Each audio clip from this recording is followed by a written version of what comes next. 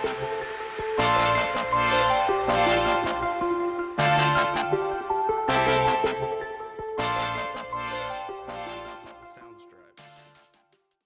going on, guys? In the Basin, back here. We are here with Aaron Dumont of the Maverick Boat Group. We both just came out of I would say, a very successful, solid Fort Lauderdale Boat Show. And like I told you guys in the last episode, I kind of wanted to bring him on and just discuss. We have not prefaced anything. We have not talked about, I don't even know what models they sold. They'd had a very great show. We sold boats. We had a really good show. And so you guys get an idea of what is going on, what the trends are in the marketplace. I kind of wanted him to talk about what he's seeing in the marketplace, what models they're seeing sell, what deposits they're taking, and see if it kind of matches with what we're seeing. And it's kind of cool to see across the aisle, quote unquote, competitive boat lines, but to see us not in a competitive nature. And to see, hey, if they're selling 27s and we're selling 27s, we see where the market's going. If he's selling 21s, you had a pass with Sportsman Boats.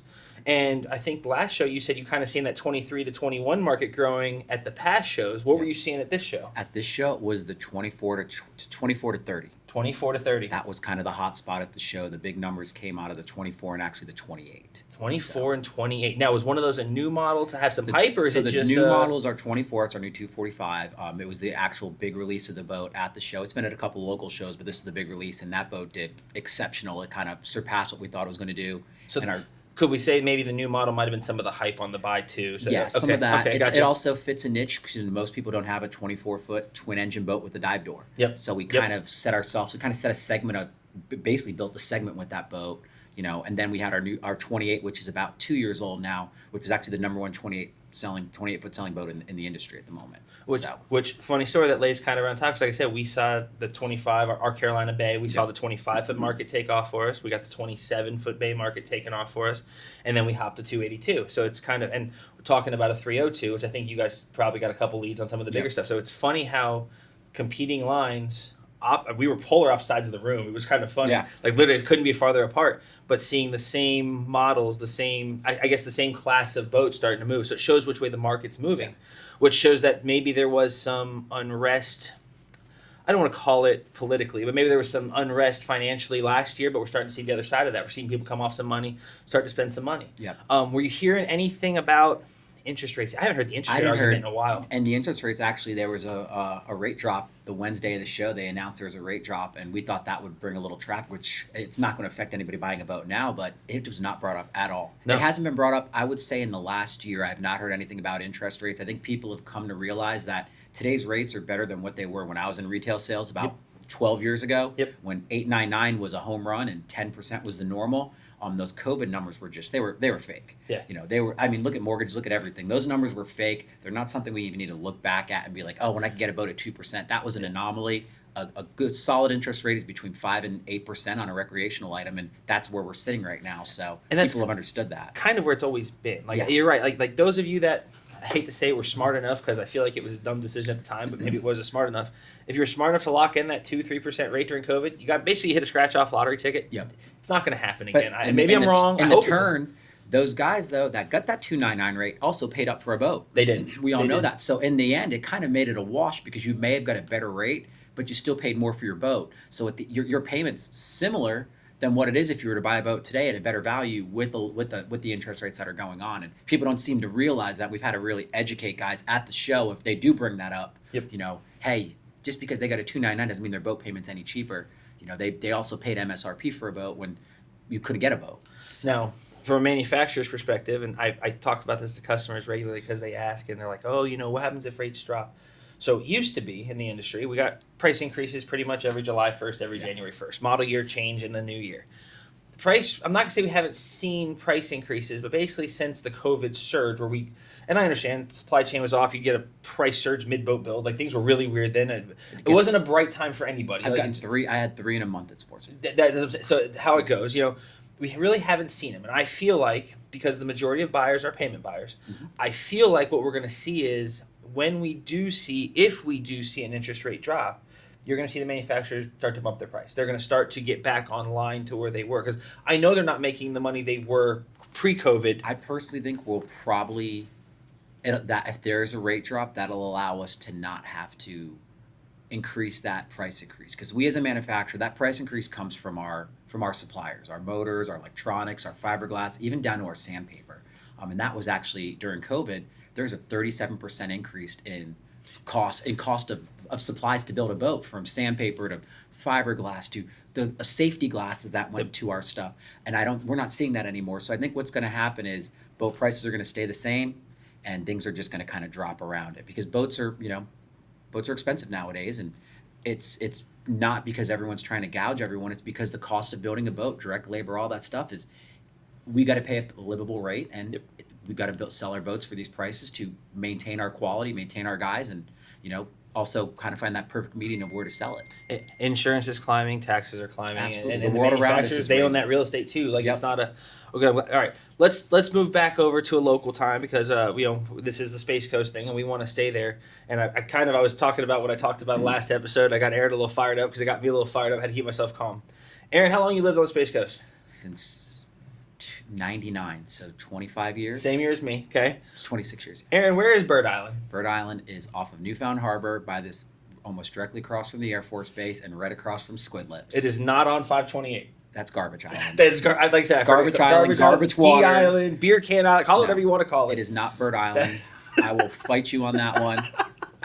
It is not Bird Island. Bird Island are the two islands off of Newfound Harbor in the Banana River. Ski Island is by the locks, which no longer exists because everyone cut the trees down and lit it on fire. And the 528 islands were just, we'd always call them garbage islands, because we never go there. We're loaded with mosquitoes. There's always like barnacles on tree limbs in the water. It was just sunken boats. You didn't know what you were going to hit. I'm starting to hear it called Tourist Island now, because it seems to be where, and not that I want to talk crap on Orlando, but it seems to be where Orlando throws up on the weekends. It seems to be that they come over, they drop their boats right there, they go right there. Right over to it. And good for them. Like I hope they come over, they support our local businesses. I Yeah. own another local business. I hope they come over and support it, but at the same time, it's just not where you're going to catch the locals. No, And locals are at Bird Island every weekend. there's no Tiki Dog.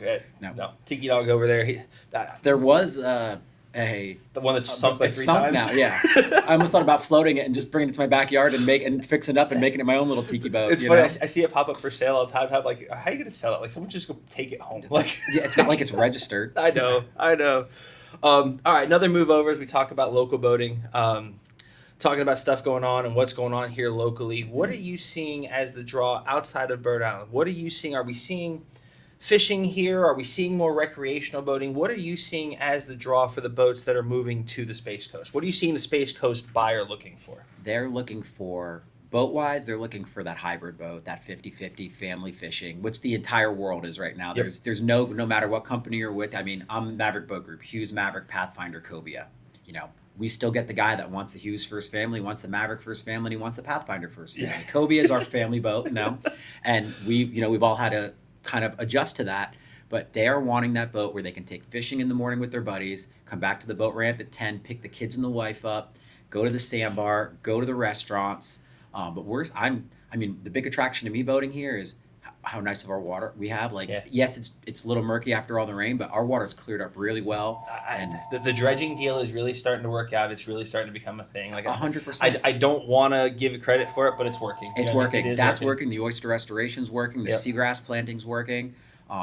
There's a lot of real positive things moving into this area for restoring our waterways, Yeah. and all the derelict boats being removed, the big grants to get that. Yes. There's a lot of positive things going in. But people that are boating here, I mean, we got almost every town has 2 or 3 waterfront restaurants now. Yeah. So you can run up the Indian River from Sebastian to Titusville, and there's 10 restaurants you can go to, all by boat. Everyone's made it accessible. They'll even bring your food out to the dock. Now, grills, well, you can order it by phone, and someone will walk down to the dock Yes. and bring it to you. Yes. That's as cool as it can be, and people want that experience. Yep. So I will tell you, I think there's a market to open up. And I remember when I saw it for about a year and a half, I moved up to Destin, up to the Panhandle. And don't get me wrong, great place to visit. Don't live there. There's just not enough to do. But we would go to Crab Island, which was Yep. there out there. Crab Island's world famous. They had a Chick-fil-A boat. yeah, The the guy girls would go roll- around, and Yeah. they go in with the little Zodiac. Yep, and with the- Chick-fil-A sandwiches, they bring it. I'm like, God, it's so genius. The It's Stewart so genius. Sandbar, there's a girl that comes out there with a purple canoe, and she has coconuts, pineapples, and watermelon, and she cuts Genius. out the center, and Genius. they give you kind of like the tiki. You donate for the Yeah. rum, Yep. and they make you a mixed drink out there, and everyone's walking around the sandbar. She went out there. We were out there for I think it was Memorial Day, and she had 100 coconuts in the boat, and she was already sold out by 2 o'clock. That's crazy. It was good. She had for like her. 100. Good for She had her. she said she sold $450 worth of just pineapple drinks in a matter of like 3 or 4. The line was like around the sandbar. That's crazy. But it's stuff like that draws people to boating. We have the tiki boat here. Kirk does an awesome job on that. Like, he does. He's out there. He's a diehard. Rain or shine, he's out that poor there. dude, if we could get him out of that 2-stroke, we gave him a takeoff 2-stroke from that repowered. Yeah, that and tech is good. he's taken piece by piece and keeping that thing going. Like, Kirk, can we just put a 4-stroke on it? Like, can we just put something new on this boat for you, bud? But he's the coolest guy. Yeah. He's the nicest guy. He takes care. He donates a lot of money to to the local the like veteran organization stuff. Yeah, he's really great. really good. He does dude. good canvas work too. He does. He really does. And I'll give him a plug, even though, it's funny because we talked about you don't have to speak competitors. Like, do you see C-Pro came out with literally a sandbar specific boat? Yep. And I think Sportsman had one too, the Heritage Series, the 261, the 231. I think that's going to be a move for everybody. I think you're going to see this because, so I heard a statistic, and tell me if you believe it's accurate, but I heard a statistic floating around that less than 10% of boats sold ever see a fishing pole. I would 100% believe that. But what do you think the percentage of boats sold that are center console T-top? It's 90% of the market. Wild, isn't it? Like, it's like the fishing boats are the seller. I call them fishing boats. The fishing boat's the seller. Well, but and that's the reason behind that is because fishing boat companies have took the notes from, let's say 2000, when I was working at Boaters Exchange, 2010, 2011. A Hurricane deck boat was gold. Yeah. Anything we could get in, any used Hurricane deck boat, we got into that dealership, sold in an afternoon. Everybody wanted that family boat, and they had rod holders on them. They had live wells on them. The center console companies were losing market share left and right. So what did they do? Said, we can build a boat like that that's going to ride better. Yeah. That you can take to the Bahamas. You can cruise on the river and not get your teeth knocked out of you at 2 p.m. when it's rain, when the wind picks up.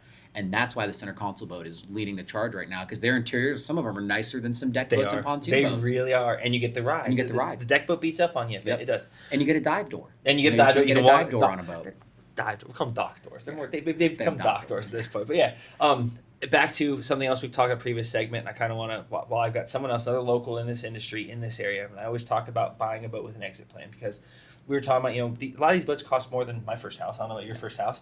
And, there comes time we got to sell this. If you're going to buy a boat, and this is what we're talking about now, where's the market? What's it going? If you're going to buy a boat with the intention of potentially selling it in the next 2, 3, 4 years, what is the number one boat market on the market? Center console. Center console T-top boat. All day long. Center console T-top boat. Yep. So 23 to 27 foot is probably the king of the used boat market right now. You can get a 23 or 25, 26, 27 with twins on it. Yep. And, that's been optioned correct. That's what we were talking about. Optioned correctly. You're going to sell that boat very quick. Yep. As long as it's priced right. As long as it's priced right and you're not trying to get what you paid for it and MSRP for it. So. Yeah. All right, Aaron, before we wrap up for the day, is there anything here you were thinking, anything else you want to talk about, anything else you want to say to people, like we're talking about buying boats at shows, buying boats in general, anything else you want to talk about? I just want to say to all the boat salesmen out there and people buying boats, the second biggest purchase you make in your life beside your house is going to be your boat. Yep. Most boats are more, you could buy a Lamborghini or you can buy yourself a 25-foot center console. Most people choose the 25-foot center console. Maybe not Mike, but one thing I say to all the guys when I do my boat show speeches, there's 3 things you name in this life: your children, your pet, and your boat. And that shows how emotional the purchases of a boat, how emotional a family, it becomes a part of your family. So when you're out there looking at your boat, make sure when you're going to purchase a boat, I always say there's no right price for the wrong boat. I like that. Make sure you are buying the boat that fits your needs the most, because that's an emotional purchase you're going to pay for as long as your house. Yep. So that's my advice to everyone out there. Make sure you're buying the right boat for you, and make sure that it's, you're not being forced into something that you don't need. Make sure it checks those boxes and do your research. I like that, because I actually said in an earlier episode, and actually it plays in perfect, I always tell people, like, buying the wrong boat is more expensive than spending more money on the right boat the first time. Absolutely. And it is such a thing. Like, it's getting the right boat, figuring out the right boat. That way we have the right one the first time. Because I tell people all the time, if it is something that sit inside your house and you're going to bring it back to you, me, whomever in 2 years with 8 hours on it in green, I'd rather you not buy it. I'd rather you not have it, because then you hate me, you hate him, you hate the brand. It actually works out worse for us. The sale's not worth it. We'd rather not sell you the boat. No. Guys, Aaron, thank you so much, man. That actually worked really good. And guys, in the Basin, we'll see you guys next week.